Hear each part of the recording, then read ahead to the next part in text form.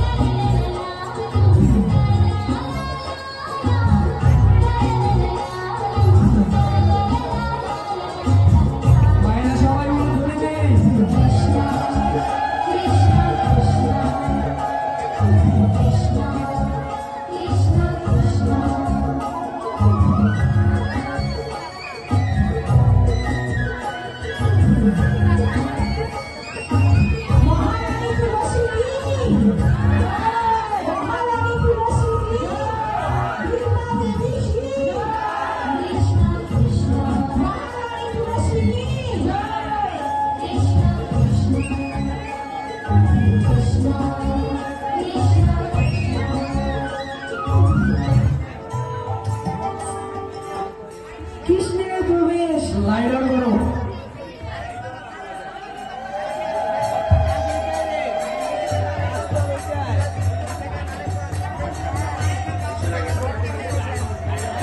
তুলসীকে দেখে কৃষ্ণ বলল, কি ব্যাপার তুলসী, তুমি আমার কাছে এসেছো কেন?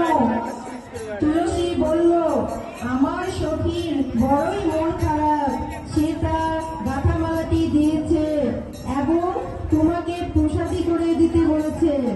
কৃষ্ণ তখন বলল, আচ্ছা ঠিক আছে, আমি তোমার সখীর মালাটি প্রসাদী করে দিব।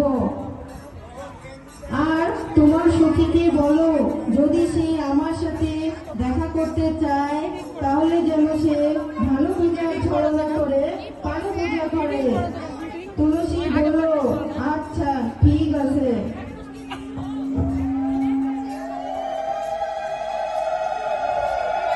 হরিবল হরিবল হরিবল।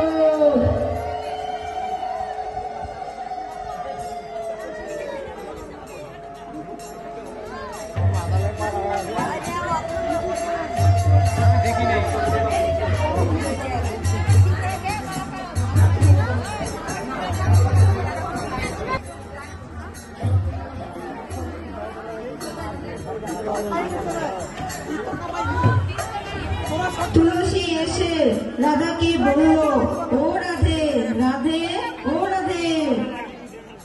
রাধা বলল, কি হয়েছে?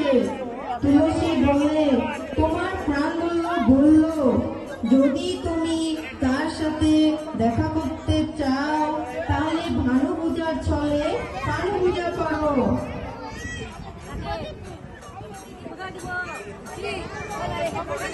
রাধা একটু ভেবে বলল, আচ্ছা ঠিক আছে।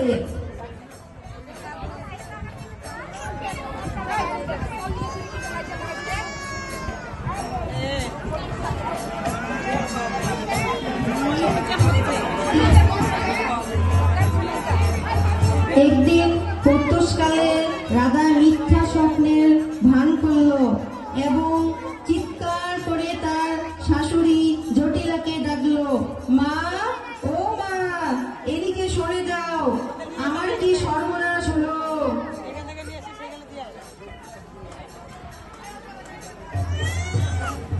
জটিলা বলল, কি হয়েছে বৌমা? রাধারানী বললেন, আমি এক ভয়ঙ্কর স্বপ্ন দেখেছি মা, যদি আমি সূর্যদেবের পূজা না করি তাহলে আমার স্বামী অকালে মৃত্যুবরণ করবে। এ কথা শুনে জটিলা বলল, এ কি বৌমা, তুমি কি ভয়ঙ্কর স্বপ্নের কথা বললে? তুমি আর বিলম্ব না করে সূর্য পূজা করার জন্য যা যা প্রয়োজন তুমি সবকিছু ঠিক করে নিয়ে পূজা করতে যাও।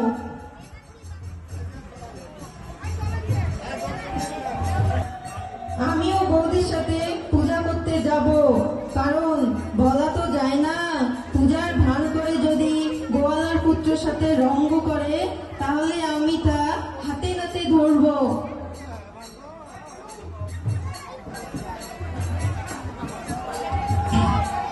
যখন রাধা রানী সূর্যদেবের পূজা করার জন্য